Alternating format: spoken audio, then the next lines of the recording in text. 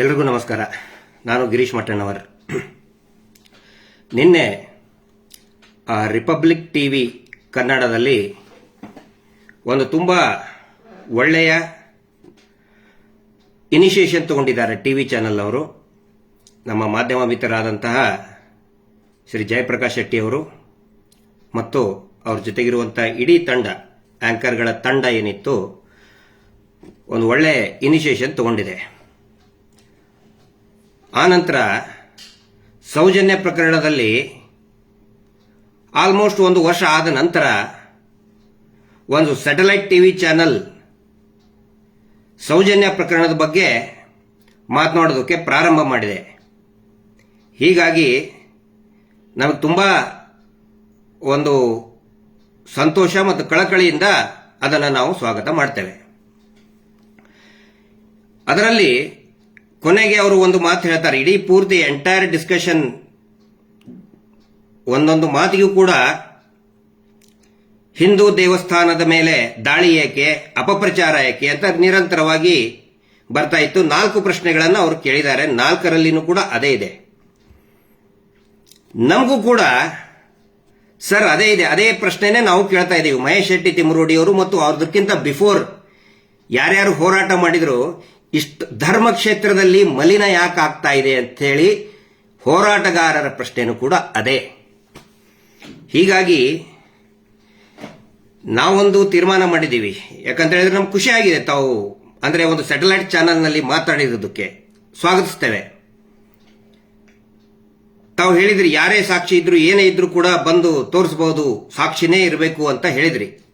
S, agreed. ಒಂದು ನೇರವಾಗಿ ವಿಷಯಕ್ಕೆ ಬಂದ್ಬಿಡ್ತೀನಿ.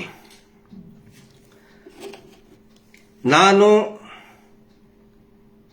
ಏನು ಘಟನೆಯ ಬಗ್ಗೆ ಮತ್ತು ಹಾರರ್ ಆಫ್ ಧರ್ಮಸ್ಥಳದ ಹಾರರ್ ಭೀಕರತೆಯ ಬಗ್ಗೆ ಮತ್ತು ಸೌಜನ್ಯ ಪ್ರಕರಣದ ಬಗ್ಗೆ ತುಂಬಾ ಉಪಯುಕ್ತವಾದಂತಹ ದೃಶ್ಯಗಳನ್ನು, records, that may be words, visual or anything, ನಾನು ತೋರಿಸೋದಕ್ಕೆ ರೆಡಿ ಇದ್ದೇನೆ. ಕಂಡೀಷನ್ಸ್ ಇದೆ 1-2-3. ಏನು ಅಂತ ಹೇಳಿದ್ರೆ, ನಾನು ಅಲ್ಲಿ ಬಂದಾಗ ನಾನು ಕೊಡಬೇಕಾದ್ರೆ ನಾನು ಲೈವ್ ಅಲ್ಲಿನೇ ಕೊಡ್ತೀನಿ. ತಾವು ಲೈವ್ ಅಲ್ಲಿನೇ ನಮ್ಮನ್ನ ಮಾತಾಡಿಸಬೇಕು. ಲೈವ್ ಅಲ್ಲಿನೇ. ನಾನು ಜಾಸ್ತಿ ಮಾತಾಡೋದು ಇರುವುದಿಲ್ಲ. ಯಾಕಂದ್ರೆ ಕೊಡ್ತಕ್ಕಂತಹ ಏನಂತ ಹೇಳಿದ್ರೆ ರೆಕಾರ್ಡ್ಸ್ ಆ ಥರ ಇದೆ. ನಾವು ಮಾತಾಡೋದು ಇರುವುದಿಲ್ಲ ಅದರಲ್ಲಿ. ಒಂದನೇದ್ದು, ನೀವು ಲೈವ್ ಇರಬೇಕು. ಮತ್ತೆ ನಾನು ಕೂಡ ನಿಮ್ಮ ಚಾನಲ್ ಎಂಟ್ರಿ ಆದಾಗಿಂದ ಎಕ್ಸಿಟ್ ಆಗುವವರೆಗೆ ನನ್ನ ಫೇಸ್ಬುಕ್ ಲೈವ್ ಇರ್ತದೆ. ನಾನು ಲೈವ್ ಇದ್ದಾಗಲೇ ನಾನು ಹ್ಯಾಂಡ್ ಓವರ್ ಮಾಡ್ತೀನಿ. ಎರಡನೇದಾಗಿ, ನಾನು ಹ್ಯಾಂಡ್ ಓವರ್ ಮಾಡಿದ ತಕ್ಷಣನೇ ವಿದಿನ್ 2 minutes ವಿದೌಟ್ ಎಡಿಟಿಂಗ್, ಏನು ಒಂದೇ ಒಂದು ಶಬ್ದ ಎಡಿಟ್ ಆಗಬಾರ್ದು ಅದರಲ್ಲಿ. ಆಸ್ ಇಟ್ ಈಸ್ ತಮ್ಮದು ಸ್ಕ್ರೀನ್ ಇದೆಯಲ್ಲ, ದೊಡ್ಡದು ಸ್ಕ್ರೀನ್ ಇದೆಯಲ್ಲ, ಆ ಸ್ಕ್ರೀನ್ ಅಲ್ಲಿ, ಯಾಕಂದ್ರೆ ನಾನು ಕೇಳಿದೆ ಟೆಕ್ನಿಕಲ್, ನನ್ ತಾಂತ್ರಿಕವಾಗಿ ನನಗಷ್ಟು ಗೊತ್ತಿಲ್ಲ. ತಮ್ಮ ಮೊಬೈಲಿಗೆ ಹೋದ್ಮೇಲೆ ಅದು ನಿಮ್ಮ ಒಂದು ಟೆಕ್ನಿಕಲ್ ಟೀಮ್ ಇರ್ತದೆ. ಆ ಟೆಕ್ನಿಕಲ್ ಟೀಮ್ ಇಂಥ ಸ್ಕ್ರೀನಿಗೆ ಎಷ್ಟೊತ್ತಾಗುತ್ತೆ, ಮ್ಯಾಕ್ಸಿಮಮ್ 2 minutes ಅಂತ ಹೇಳಿದ್ರೆ ಮೇ ಬಿ 5 minutes ಅಂತ ತಗೊಳ್ಳಿ. ಮತ್ತೆ ಅದೆಲ್ಲವೂ ಕೂಡ ಈ ಕಮರ್ಷಿಯಲ್ ಬ್ರೇಕ್ ಇದ್ದ ಟೈಮ್ ಆಗಿ ಇರಬಾರ್ದು. ಬಂದ ತಕ್ಷಣನೇ ಲೈವ್ ಅಲ್ಲೇ ಹ್ಯಾಂಡ್ ಓವರ್ ಮಾಡ್ತೀನಿ ನಾನು. ಲೈವ್ ಅಲ್ಲೇ ನೀವು ತೋರಿಸ್ಬೇಕು, ಅದನ್ನ ತೋರಿಸಲೇಬೇಕು ವಿದೌಟ್ ಎಡಿಟಿಂಗ್. ಒಂದನೇದ್ದು ಲೈವ್, ನೀವು ಕೂಡ ಲೈವ್ ಇರಬೇಕು. ಅದರಲ್ಲಿ ನನ್ನ ಫೇಸ್ಬುಕ್ ಕೂಡ ಒಂದು ವೇಳೆ ಇದು ಬ್ಲಾಕ್ ಆಗದೆ ಹೋದ್ರೆ, ರಿಪೋರ್ಟ್ ಆಗಿ ಬಹಳ ಹರಸಾಹಸ ಪಡ್ತಾ ಇದ್ದಾರೆ. ರಿಪೋರ್ಟ್ ಮಾಡಿ, ಮುಂಚೆ ಒಂದಿತ್ತು ನಂದು ಗಿರೀಶ್ ಮಟ್ಟಣ್ಣವರು ಇತ್ತು, ಅದನ್ನ ಬ್ಲಾಕ್ ಮಾಡಿಸಿದ್ರು ಸುಮಾರು ಜನರ ಕಡೆ ಅಂತ ಹೇಳಿ. ಪೇಡ್ ಒಂದಿಷ್ಟು ಇದನ್ನಿದ್ದಾರೆ ಮಾಡಿ ಬ್ಲಾಕ್ ಮಾಡಿಸಿದ್ರು. ಒಂದು 10,000 ಫಾಲೋವರ್ಸ್ ಇದ್ರು ಒಂದು ತಿಂಗಳಲ್ಲಿ. ಈಗ 20,000 ಫಾಲೋವರ್ಸ್ ಇದ್ದಾರೆ ಇನ್ನೊಂದು ಅಕೌಂಟ್ ಅಲ್ಲಿ. ಅದನ್ನು ಕೂಡ ಬ್ಲಾಕ್ ಮಾಡ್ಸಕ್ ನೋಡ್ತಾ ಇದ್ದಾರೆ. ಅಕಸ್ಮಾತ್ ಬ್ಲಾಕ್ ಆಗಲಿಲ್ಲ ಅಂದ್ರೆ ಇದೇ ನಂಬರಿನ ಫೇಸ್ಬುಕ್ ನಲ್ಲಿ ಲೈವ್ ಇರ್ತೀನಿ. ಬ್ಲಾಕ್ ಆದ್ರೆ ಇನ್ನೊಬ್ರು ಬರ್ತಾರೆ, ನನ್ನ ಜೊತೆಗೆ ಇನ್ನೊಬ್ರು ಬರ್ತಾರೆ, ಅವ್ರ ಲೈವ್ ಅಲ್ಲಿ ಇರ್ತಾರೆ. ಆ ಲೈವ್ ಅಲ್ಲಿ ನಾವು ಏನು ಮಟೀರಿಯಲ್ ಕೊಡ್ತೀನಲ್ಲ ಅದನ್ನ as it is without editing ಪೂರ್ತಿಯಾಗಿ ನೀವು ತೋರಿಸಬೇಕು. ಆಗುತ್ತಾ? ನಾನು ಕೇಳ್ತಾ ಇದ್ದೀನಿ ನಿಮಗೆ. ಮೂರನೇದ್ದು, ಪ್ರೊಟೆಕ್ಷನ್ ಆಫ್, ಈಗ ಏನು ವಿಟ್ನೆಸ್ ನಾನು ತೋರಿಸ್ತೀನಲ್ಲ ಅವ್ರಿಗೊಂದು ಪ್ರೊಟೆಕ್ಷನ್ ಅಂತ ಬೇಕಲ್ಲ. ಈಸಿಯಾಗಿ ಹೇಳಿಬಿಡ್ಬೋದು. ಪೊಲಿಟಿಕಲ್ ಅಲಿಗೇಷನ್ ಮಾಡೋದು ತುಂಬಾ ಸುಲಭ, ಅಥವಾ ಇನ್ಯಾವುದಾದ್ರೂ ಇಶ್ಯೂ ಬಗ್ಗೆ ಅಲಿಗೇಷನ್ ಮಾಡೋದು ತುಂಬಾ ಸುಲಭ. ಆಯ್ತು, ಸಾಕ್ಷಿ ಇದ್ರೆ ತಗೊಂಡು ಬನ್ನಿ ಅಂತ ಹೇಳ್ತಿದ್ರಲ್ಲ, it is a most sensitive criminal ಕೇಸಿಗೆ, brutal rape and gang rape and murder ಕೇಸಿಗೆ ಸಂಬಂಧಪಟ್ಟಂತದ್ದು. ಹಿಂದೆ ನಡೆದಂತದ್ದು ಯಾಕೆ ಪ್ರಕರಣ ಇದು ಸರಿಯಾದ ದಿಕ್ಕಿನಲ್ಲಿ ಸಾಗಲಿಲ್ಲ ಅಂತ ಹೇಳಿದ್ರೆ, ನಿರಂತರವಾಗಿ ಸಾಕ್ಷಿಗಳನ್ನ ಕೊಲ್ತಾನೆ ಬಂದ್ರು. ಹಿಂಗಾಗಿ ಅದು ರಿಪೀಟ್ ಆಗೋದು ಬೇಡ ಅಂತ ಹೇಳಿ ಪ್ರೊಟೆಕ್ಷನ್ ಆಫ್ ವಿಟ್ನೆಸ್ ಅದರ ಜವಾಬ್ದಾರಿ ತಗೋಬೇಕು. ಖಂಡಿತ ನೀವು ನಾಳೆ ಅಂದ್ರೆ ನಾಳೆ ಬರ್ತೀನಿ, ಐ ಆಮ್ ರೆಡಿ, ಓಡಿ ಹೋಗ್ತಾ ಇಲ್ಲ ನಾವು. ದಯವಿಟ್ಟು ನಮಗೊಂದು ಅವಕಾಶ ಕೊಡಿ. ಆನಂತರ ನೀವು ಕೇಳಬಹುದು, ಏನ್ ತೋರಿಸ್ತೀರಿ ನೀವು, ಏನ್ ತೋರಿಸ್ತೀರಿ, ನಾನು ಈಗ ಹೇಳಲ್ಲ. ಆ ನಂತರ ನಾನು ನಿಮಗೆ ಎನ್ಶೋರ್ ಮಾಡ್ತಾ ಇದ್ದೇನೆ, ನಾನು ನಿಮಗೆ ಪ್ರಾಮಿಸ್ ಮಾಡ್ತಾ ಇದ್ದೇನೆ, ಎಲ್ಲರ ಮುಂದೆ ಲೈವ್ ಅಲ್ಲೇ ಪ್ರಾಮಿಸ್ ಮಾಡ್ತಾ ಇದ್ದೇನೆ, ಅದು ಯಾವೂ ಕೂಡ AI ಟೆಕ್ನಾಲಜಿ ಯೂಸ್ ಮಾಡಿದಂಥದ್ದಲ್ಲ. ಈಗ ಅಂದ್ರೆ ಅವರೊಂದೇನೋ ತೋರಿಸ್ಬಿಟ್ರು, ನಾವೊಂದು ವಿಡಿಯೋ ಮಾಡಬೇಕು, ನಾವೊಂದು ವಿಡಿಯೋ ಮಾಡಿದ್ವಿ, ಅದನ್ನ ನೀವು ತೋರಿಸ್ರಿ, ಖಂಡಿತ ಅಲ್ಲ. ಆ ನಂತರ ನಾನು ಡಿಬೇಟಿಗೆ ಬರುವುದಿಲ್ಲ, ನಾಟ್ ಅ ಡಿಬೇಟ್. ನೋಡಿ, ನಮ್ಮನ್ನ ನಂಬಿ ಅಂತ ಹೇಳೋದಕ್ಕೆ ನಾನು ಬರ್ತಾ ಇಲ್ಲ. ನೈಜ ಘಟನೆಯ ದಾಖಲೆಯನ್ನ ಧರ್ಮಸ್ಥಳ ಅನ್ನುವಂತಹ ಪವಿತ್ರ ಕ್ಷೇತ್ರದಲ್ಲಿ ನಡೆದಂತಹ ಭೀಕರತೆಯನ್ನ, ನೈಜತೆಯನ್ನ ತೋರಿಸ್ತೀನಿ, ನನ್ನ ಜೊತೆಗೆ ತಗೊಂಡು ಬರ್ತೀನಿ. It's my promise. ಅದನ್ನು ನೋಡಿದ ಮೇಲೆ ನಾನು ಇದನ್ನ ಜನಗಳು ಖುಷಿಯಾಗಬೇಕು ಅಂತ ನಾನು ಹೇಳ್ತಾ ಇಲ್ಲ, ನನ್ನನ್ನು ಮೆಚ್ಚಬೇಕು, ವಾ ಅನ್ಬೇಕು ಅಂತ ಹೇಳ್ತಾ ಇಲ್ಲ. ಅದನ್ನು ನೋಡಿದ ಮೇಲೆ let the government decide, let the police department decide, let the judiciary decide. ನಾನು ಅವ್ರ ಗಮನಕ್ಕೆ ತರೋದಕ್ಕೆ ಈ ಒಂದು ಪ್ರಯತ್ನ ಮಾಡ್ತಾ ಇದ್ದೀನಿ, ಮತ್ತು ಅದಕ್ಕೆ ನೀವು ಒಳ್ಳೆಯ ಒಂದು ಅವಕಾಶವನ್ನ ಕೊಟ್ಟಿದ್ದೀರಿ, ಅದಕ್ಕೆ ನಾನು ನಿಮ್ಗೆ ಥ್ಯಾಂಕ್ಸ್ ಹೇಳ್ತಾ ಇದ್ದೀನಿ. ರಿಪಬ್ಲಿಕ್ ಕನ್ನಡ ಟಿವಿಗೆ ಯಾರು ಈ ತರ ಒಂದು ಅವಕಾಶವನ್ನು ನಮಗೆ ಕೊಟ್ಟಿದ್ದಿಲ್ಲ ಸರ್, ನೀವು ಕೊಟ್ಟಿದ್ದೀರಿ. ಸೊ ಅರ್ನಬ್ ಅವ್ರ ಬಗ್ಗೆನೂ ಕೂಡ ನನಗೆ ತುಂಬಾ ಗೌರವ ಇದೆ. ನಿರ್ಭಯ ಪ್ರಕರಣದಲ್ಲಿ ಎಷ್ಟು ಚೆನ್ನಾಗಿ ಅವರು ಡಿಬೇಟ್ ಮಾಡ್ತಾ ಇದ್ರಂದ್ರೆ ಎಚ್ಚರಿಸ್ಬಿಟ್ರು ಅವರು, ಇಡೀ ಸರ್ಕಾರವನ್ನೇ ಎಚ್ಚರಿದ್ದು ಅರ್ನಬ್ ಗೋಸ್ವಾಮಿ. ಸೊ ಅವ್ರ ಬಗ್ಗೆ ಬಹಳ ರೆಸ್ಪೆಕ್ಟ್ ಇದೆ. ಮತ್ತೆ ನಿನ್ನೆನೂ ಕೂಡ ನೀವು ಮಾತಾಡಿದ್ದು ನಮಗೆ ಹೇಳಿದಿರಲ್ಲ, ಇದ್ರೆ ತಗೊಂಡು ಬನ್ನಿ ಅಂತ ಹೇಳಿ, ನಾನು ರೆಡಿ ಇದ್ದೀನಿ. ಈ 3 ಕಂಡೀಷನ್, ನಿಮ್ಮ ಕಂಡೀಷನ್ ಕೂಡ ನಾನು ಓಕೆ. ನೀವು ಹೇಳಿದ್ರಿ ಏನು ಏನೋ ನನಗೆ ಹೇಳಕ್ಕೆ ಬರೋದಿಲ್ಲಪ್ಪ, ದೇವಮಾನವ ಅಂತ ಕರೀತಾರಲ್ಲ, ಅವ್ರ ಬಗ್ಗೆ ಬೈಬಾರ್ದು ಅಂತ ಹೇಳಿದ್ರಿ. ನಾವಾಗೆ ಯಾವತ್ತಿಗೂ ಕೂಡ ಅವ್ರಿಗೆ ಬೈದಿಲ್ಲ. ಇನ್ನೊಬ್ರು ಅವ್ರ ಮೇಲೆ ಬೆರಳು ಮಾಡುವ ಹಂಗೆ ಅವರೇ ಮಾಡ್ಕೊಂಡಿದ್ದು. ಯಾಕೆ ಅಂತ ಹೇಳಿದ್ರೆ, ಆರೋಪ ಇದ್ದಿದ್ದು ಅವ್ರ ಮೇಲಲ್ಲ. ಯಾರು ಕೂಡ ಅವರು ಅತ್ಯಾಚಾರ ಮಾಡಿದ್ದಾರೆ, ಕೊಲೆ ಮಾಡಿದಾರಂತೆ ಖಂಡಿತ ಯಾರು ಹೇಳಿಲ್ಲ. ನಾವಂತೂ ಹೇಳಿಲ್ಲಪ್ಪ, ನಾನಂತರೂ ಹೇಳೇ ಇಲ್ಲ. ಆದ್ರೆ ಯಾವಾಗ ಅವರ ತಮ್ಮನ ಮಗ ವಿದೇಶದಲ್ಲಿ ಇದಾನಂತ ಹೇಳಿ ಅವರು ಜೆರಾಕ್ಸ್ ಕಾಪಿ ಹಿಡ್ಕೊಂಡು ಕಲರ್ ಪ್ರಿಂಟ್ಔಟ್ ವೀಸಾ ಕಾಪಿ ಹಿಡ್ಕೊಂಡು ನಮ್ಮ ತಮ್ಮನ ಮಗ, ನಮ್ಮ ಮಗು ಇಲ್ಲಿದ್ದಿದ್ದಿಲ್ಲ, ಅಮೆರಿಕಾದಲ್ಲಿತ್ತು ಅಂತ ಹೇಳ್ತಲ್ಲ, ಅವಾಗ ನಮಗೆ ಕಾಡಿದಂತಹ ಒಂದು ಪ್ರಶ್ನೆ ಏನಂತ ಹೇಳಿದ್ರೆ, ಆರೋಪ ಇದ್ದಿದ್ದು ಆ ತಮ್ಮನ ಮಗನ ಮೇಲೆ. ಆ ತಮ್ಮನ ಮಗ, ಅವ್ರ ಮಗು ಉತ್ತರ ಕೊಡಬಹುದಿತ್ತಲ್ಲ. ಮಗು ಅಂದ್ರೆ ಮಗು ಲಾಲಿ ಹಾಡೋ ಮಗು ಅಲ್ಲ. ಮೈನಿಂಗ್ ಕಂಪನಿ MD ಆಗಿ 2009 ನಲ್ಲಿ he was the MD of a mining company.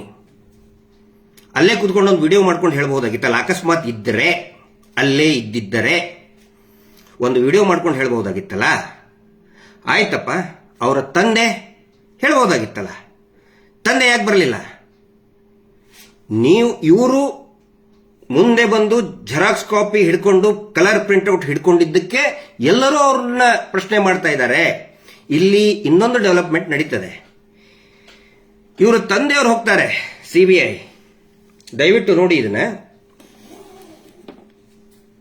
CBI ಕಚೇರಿಯಲ್ಲಿ ಹರ್ಷೇಂದ್ರ ಕುಮಾರ್, ನಾನು ಹೇಳ್ತಾ ಇಲ್ಲ, ಅವಾಗ ಬಂದಂತಹ ಪತ್ರಿಕಾ ವರದಿ, ಮಾಧ್ಯಮದವರು ವರದಿ ಮಾಡಿದಂಥದ್ದು, ದಯವಿಟ್ಟು ನೋಡಿ. CBI ಕಚೇರಿಯಲ್ಲಿ ಹರ್ಷೇಂದ್ರ ಕುಮಾರ್ ವಿದ್ಯಾರ್ಥಿನಿ ಸೌಜನ್ಯ ಪ್ರಕರಣ, ಅಲ್ಲಿನೂ ಕೂಡ ಏನ್ ಹೇಳ್ತಾರೆ ಇವರು, ಅಲ್ಲಿನೂ ಕೂಡ ಧರ್ಮಸ್ಥಳಕ್ಕೆ ಅವಮಾನ ಮಾಡಬೇಡಿ ಅಂತ ಹೇಳ್ತಾರೆ. ಇಲ್ಲಿ ಅವರು ಹೋಗಿದ್ದು ಅವರ ಮಗನ ದಾಖಲೆಗಳನ್ನು ಕೊಡೋದಕ್ಕೆ ಹೋದ್ರು ಅಂತ ಈ ವರದಿ ಇದೆ. ಅದರಲ್ಲಿಯೂ ಕೂಡ ಸಾಕಷ್ಟು ವಿಷಯಗಳು ಪ್ರಶ್ನೆ ಮಾಡಿದ್ದಾರೆ. ಇಲ್ಲಿ ನೋಡಿ, ಆರೋಪ ಇರುವುದು ಆ ಮಗನ ಮೇಲೆ, ಸಿಬಿಐಗೆ ಹೋಗೋದು ಅವರ ಅಪ್ಪ, ಸಾರ್ವಜನಿಕರ ಮುಂದೆ ಡಿಸ್ಪ್ಲೇ ಮಾಡೋದು ಅವ್ರ ದೊಡ್ಡಪ್ಪ.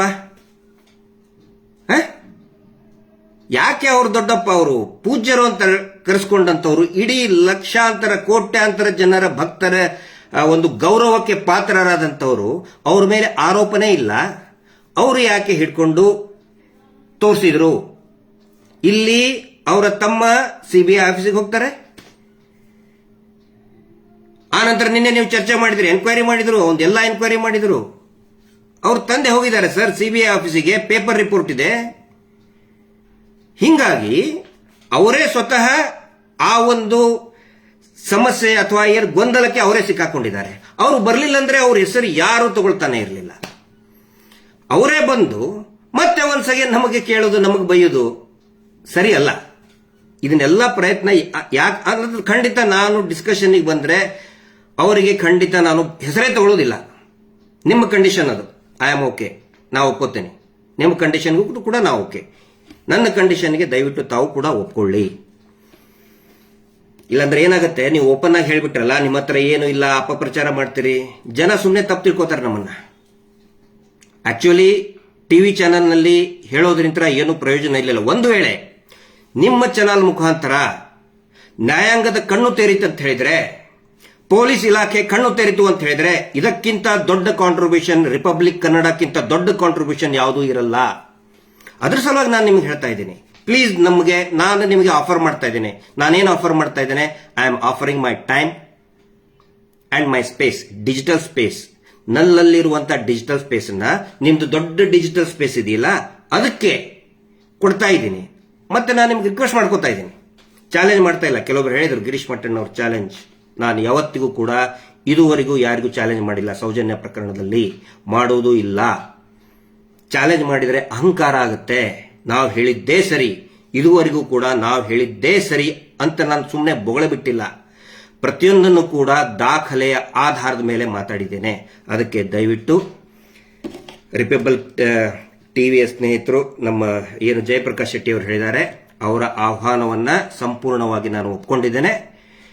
ಮತ್ತೆ ರಿಯಲ್ ಸ್ಟಫ್ ತಗೊಂಡು, ಒಂದು ವೇಳೆ ಅದೇನಾದ್ರು ರಿಯಲ್ ಸ್ಟಫ್ ಇರಲಿಲ್ಲ ಅಂತ ಹೇಳಿದ್ರೆ ಹಿಗ್ಗಾಮಗ್ಗ ಹೋಗಿರಿ. ನನ್ನಲ್ಲೇ ನಿಮ್ಮ ಸ್ಟುಡಿಯೋದಲ್ಲೇ ನಿಮ್ಮ ಮುಂದೆ ಕುಂದಿಸ್ತಿದ್ದೀನಿ. ಕುತ್ಕೊಂಡವನ್ನ ಎಬ್ಸಕ್ ಹೇಳಿ, ನನಗೆ ಹೇಳಕ್ ಹೇಳಿ, ಎತ್ಕೊಳ್ರಿ ಅಂತ ಹೇಳಿ ಎದ್ದು ನಿಲ್ಲಿಸಿ ನನಗೆ ಹಿಗ್ಗಾಮುಗ್ಗ ಹೋಗಿರಿ. ಜಯಪ್ರಕಾಶ್ ಶೆಟ್ಟಿ ಅವರೇ ಮತ್ತು ನಿಮ್ಮ ಎಲ್ಲಾ ಆಂಕರ್ಗಳು ಸೇರಿ ಹಿಗ್ಗಾಮುಗ್ಗ ಹೋಗಿರಿ. ಒಂದು ವೇಳೆ ಅದು ನೈಜ ಚಿತ್ರಣ, ಭೀಕರತೆಯ ನೈಜ ಚಿತ್ರಣ ತೋರಿಸದೆ ಹೋಗಿದ್ರೆ, ಆರ್ಟಿಫಿಷಿಯಲ್ ರಿಮೇಕ್ ಆಗಿದ್ರೆ, ಎಐ ಟೆಕ್ನಾಲಜಿ ಯೂಸ್ ಮಾಡಿದ್ರೆ ಎಬ್ಬಸ್ ನಿಂದ್ರಿಸಿ ಹೋಗಿರಿ. ನನಗೆ ಅಷ್ಟು ವೆರಿ ಟ್ರೂ ನೈಜ ಚಿತ್ರಣವನ್ನು ನಿಮ್ಮ ಮುಂದೆ ಹಿಡಿತಾ ಇದ್ದೀನಿ. ಓಕೆನಾ? ಎಸ್ ಅಂತ ಹೇಳಿ ವೇಟ್ ಮಾಡ್ತಾ ಇದ್ದೀನಿ. ಆನಂತರ ಅನೇಕ ಜನ ಬೈತಾ ಇದ್ದಾರೆ, ಹೇ ಹಂಗ್ ಮಾಡಿದ್ರು. ದಯವಿಟ್ಟು ಯಾರು ಕೂಡ ಟಿವಿ ಚಾನಲ್ಗೆ ಬೈಬೇಡಿ. ನನ್ನ ಅಭಿಪ್ರಾಯ ಇದು. ಜರ್ನಲಿಸ್ಟು ತುಂಬಾ ಚೆನ್ನಾಗಿ ನಿನ್ನೆ ನನಗೆ ಎಷ್ಟು ಖುಷಿ ಆಯ್ತು ಅಂತ ಹೇಳಿದ್ರೆ, ನೋಡಿ, ಸೌಜನ್ಯ ಫೋಟೋ ತೋರಿಸಿದ್ದೆ ನಮಗೊಂದು ಅಭಿಮಾನ. ಹೌದು, ಆ ಮಗಳದು ಯಾರು ಸ್ಯಾಟಲೈಟ್ ಟಿವಿ ಚಾನೆಲ್ ನಲ್ಲಿ ನ್ಯಾಯ ಸಿಗಲೇಬೇಕು ಅಂತ ತೋರಿಸಲಿಲ್ಲ, ರಿಪಬ್ಲಿಕ್ ಟಿವಿ ತೋರಿಸಿದ್ದಾರೆ. ಯೂಟ್ಯೂಬ್ ನಲ್ಲಿ ಸುಮಾರು ಬಂದಿದೆ. ಥ್ಯಾಂಕ್ಸ್. ಅಂದ್ರೆ ಈ ಹೋರಾಟ ನಿಂತಿದ್ದೆ ಯೂಟ್ಯೂಬ್ ಚಾನೆಲ್ಗಳಿಂದಾನೆ. ಪೇಜ್ಗಳು, ಇಂಟರ್ನೆಟ್ ಪೇಜಸ್ ಏನೇನಿರ್ತದಲ್ಲ, ಇನ್ಸ್ಟಾ, ಫೇಸ್ಬುಕ್, ಅವರಿತರ. But for the first time ಒಂದು ಟಿವಿ ಚಾನಲ್, ಒಂದು ಸ್ಯಾಟಲೈಟ್ ಚಾನಲ್ ಗಟ್ಟಿಯಾಗಿ ನಾವು ನ್ಯಾಯ ಕೊಡ್ತೀವಿ ಅಂತ ಹೇಳಿದಾರಲ್ಲ, ಅದ್ರ ಸಲುವಾಗಿ ಹೇಳ್ತಾ ಇದ್ದೀನಿ, ದಯವಿಟ್ಟು take care of the protection of the witness. ಎಲ್ಲರದ್ದು ನಾನು ಹೇಳ್ತಾ ಇಲ್ಲ. ಆಮೇಲೆ ನಾನು ನಿಮ್ಮ ಹತ್ರ ಬಂದಾಗ ಇಡೀ ಪ್ರಕರಣದ್ದೆಲ್ಲ ಹೇಳ್ತಾ ಇಲ್ಲ, ಓನ್ಲಿ ಒಂದು ಸಣ್ಣ ತುಣುಕು ಹೇಳ್ತಾ ಇದ್ದೀನಿ. ಓನ್ಲಿ ಒಂದು small portion, very small portion of the horror at the place called Dharmasthala original ತೋರಿಸ್ತಾ ಇದ್ದೀನಿ. ಸೊ ಸೌಜನ್ಯ ಪ್ರಕರಣಕ್ಕೂ ಕೂಡ ಸಂಬಂಧಪಟ್ಟಂತೆ ಒಂದು ವೇಳೆ ನಾನು ಯಾಕೆ ಪ್ರೊಟೆಕ್ಷನ್ ಅದ್ದು ಕೂಡ ನೀವು ಜವಾಬ್ದಾರಿ ತಗೊಳ್ಳಿ ಅಂತ ಹೇಳ್ತಾ ಇದ್ದೀನಿ ಅಂತ ಹೇಳಿದ್ರೆ ನಾಳೆ ಹೇಳಿದ ತಕ್ಷಣನೇ ಅವನು ಇರ್ತಾನೋ ಇಲ್ಲೋ ಗೊತ್ತಿಲ್ಲ. ಸೊ ಅದ್ರ ಬಗ್ಗೆ ತಾವು ತಮ್ಮ ಲೀಗಲ್ ಟೀಮ್ ಬೇಕರ ಜೊತೆಗೆ ಚರ್ಚೆ ಮಾಡಿ, ನಮ್ಮ ಲಾಯರ್ ಜೊತೆಗೂ ಕೂಡ ನಾನು ಚರ್ಚೆ ಮಾಡ್ತೀನಿ. ಎಸ್ ಅಂತ ಹೇಳಿದ್ರೆ ವಿಲ್ ಗೋ ಹೆಡ್. ಅದರಿಂದ ಆದರೂ ಕೂಡ ಈ ರಾಜ್ಯದ ನ್ಯಾಯಾಂಗ ವ್ಯವಸ್ಥೆ ಕಣ್ಣು ತೆರೆಯಲಿ ಅನ್ನೋದು. ಆನಂತರ ಇನ್ನೂ ಸಾಕಷ್ಟು ಇದನ್ನಾಯ್ತು. ನೀವು ಮಾತಾಡಿದ್ರ ಬಗ್ಗೆ ಇಷ್ಟೇ ಮಾತಾಡ್ತೇನೆ, ಇನ್ನೊಬ್ಬರು ಹೇಳಿದ್ರ ಬಗ್ಗೆ ನಮ್ಗೆ ಯಾವುದೇ ಇದನ್ನಿಲ್ಲ, ಕನ್ಸರ್ನ್ ಇಲ್ಲ. ಇವತ್ತು ನಾನು ಮಾತಾಡಿದೆ, ಆ ವ್ಯಕ್ತಿಗೆ ಕ್ರಿಮಿನಲ್ ಪ್ರೊಸೀಜರ್ ಸಿಸ್ಟಮ್ ಅಂತ ಏನು ಕೂಡ ಗಂಧ ಗಾಳಿ ಗೊತ್ತಿಲ್ಲ. ಬರೀ ಒಂದಿಷ್ಟು ಕಮೆಂಟ್ ಹಾಕೋರು, ಪೇಯ್ಡ್ ಕಮೆಂಟ್ ಹಾಕೋರು ವಾ ಅನ್ನೋದ್ರ ಸಲುವಾಗಿ ಮಾತಾಡಿದ್ರೆ ಅಲ್ಲ, ವಾದ ಮಾಡೋದ್ರ ಸಲುವಾಗಿ ನಾವು ಮಾತಾಡಬಾರ್ದು, ನ್ಯಾಯದ ಸಲುವಾಗಿ ಮಾತಾಡಬೇಕು. ಒಂದು ಕ್ರಿಮಿನಲ್ ಜಸ್ಟಿಸ್ ಸಿಸ್ಟಮ್ ಯಾವ ರೀತಿ ಪ್ರೊಸೆಸ್ ನಡೀತದೆ, ಒಂದು ಸಿ ರಿಪೋರ್ಟ್ ಅಂದ್ರೆ ಏನು, ಅಕ್ಯೂಸ್ಡ್ ಅಂದ್ರೆ ಏನು, ಸ್ವತಃ ಅಕ್ಯೂಸ್ಡ್ ಅಂತ ಪ್ರಾಸಿಕ್ಯೂಷನ್ ಬರೀತಾರೆ. ಏನೋ ಕ್ರೈಮ್ ನಂಬರ್ 234/12 ಅಲ್ಲಿ ಆನೆ ಮಾವುತನ ಪ್ರಕರಣ 234/12, ಸೌಜನ್ಯ ಪ್ರಕರಣ 250/12, ಬೆಳ್ತಂಗಡಿ ಪೊಲೀಸ್ ಸ್ಟೇಷನ್. ಈ ವ್ಯಕ್ತಿ ಹೇಳ್ತಾನೆ, ನಾನು ಪದೇ ಪದೇ ಕರಿತಾನೆ ಇರ್ತಾನೆ, ಡಿಬೇಟಿಗೆ ಬನ್ನಿ. ಇವತ್ತಾವ್ ಕರೆದು ಅವನೇ ಓಡ್ ಹೋಗ್ತಾ ಇದ್ದಾನೆ, ಎಷ್ಟೊತ್ತಿಗೆ ಮುಗಿಸ್ತಾ ಇದ್ದೀರಿ ಇದನ್ನ ಅಂತ ಹೇಳಿ. ಅಂದ್ರೆ ನಾನು ಏನ್ ಹೇಳ್ತಾ ಇದ್ದೀನಿ, ಐ ರೆಸ್ಪೆಕ್ಟ್ ಡಿಬೇಟ್. ಆದ್ರೆ ನಾವು ಡಿಬೇಟ್ ಮಾಡುವಂತಹ ವ್ಯಕ್ತಿಗಳಿಗೆ ಒಂದು ಎಕ್ಸ್ಪೀರಿಯನ್ಸ್ ಇರಬೇಕು ಅಥವಾ ನಾಲೆಜ್ ಇರಬೇಕು. ಸ್ವತಃ ಪ್ರಾಸಿಕ್ಯೂಷನ್ ಬರೆದಿದ್ದಾರೆ ಅಂಡರ್ ಸೆಕ್ಷನ್ 2 ಅಂದ್ರೆ ಏನು ಕ್ರೈಮ್ ನಂಬರ್ 234/12 ನಲ್ಲಿ ಸ್ವತಃ ಪ್ರಾಸಿಕ್ಯೂಟರ್ ಬರೆದು ಕೊಡ್ತಾರೆ, ಅಕ್ಯೂಸ್ಡ್ ಸಂತೋಷ್ ರಾವ್ ಅಂತ ಹೇಳಿ, ಅಕ್ಯೂಸ್ಡೇ ಅಲ್ಲ ಅಂತ ಹೇಳ್ತಾನೆ.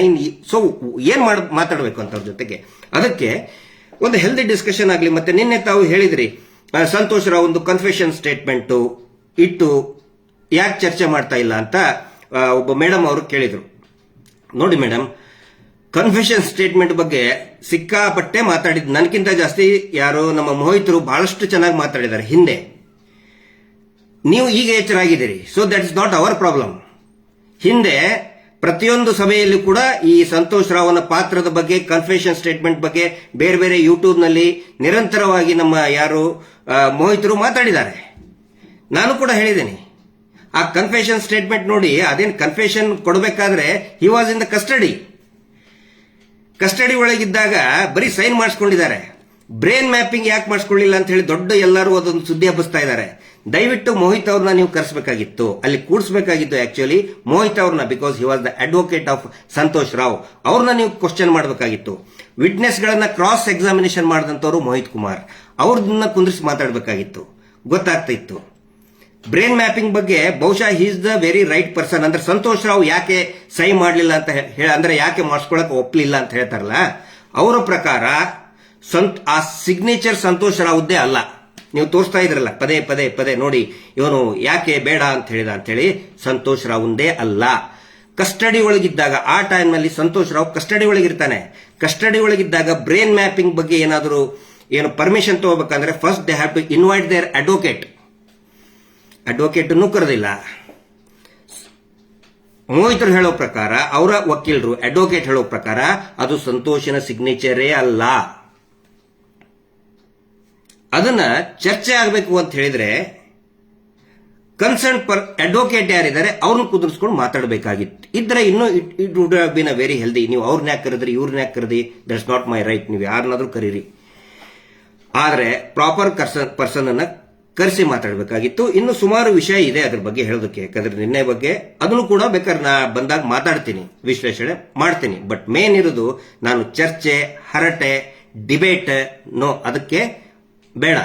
ನಾನು ಬರೋದು ಒನ್ಸ್ ಅಗೇನ್ ಐ ರಿಪೀಟ್, ನಾನು ತಗೊಂಡು ಬಂದಂತಹ ಮಟೀರಿಯಲ್ ಏನಿದೆ, ದ ಒರಿಜಿನಲ್ ಸ್ಟಫ್ ಏನಿದೆ, ಅದನ್ನ ನಾನು ಲೈವ್ ಅಲ್ಲೇ ಕೊಡ್ತೀನಿ.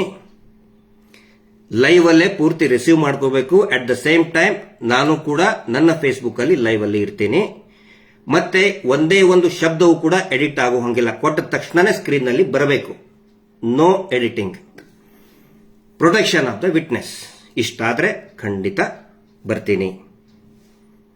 ಹೆಂಗಿದೆ offer? It's a request, not a challenge. ಹ್ಞೂ ಅಂತೀರಾ? ಹ್ಞೂ ಅಂತೀರಾ? ವೇಟ್ ಮಾಡ್ತಾ ಇದ್ದೀನಿ. Justice for Soujanya. ನಮಸ್ತೆ.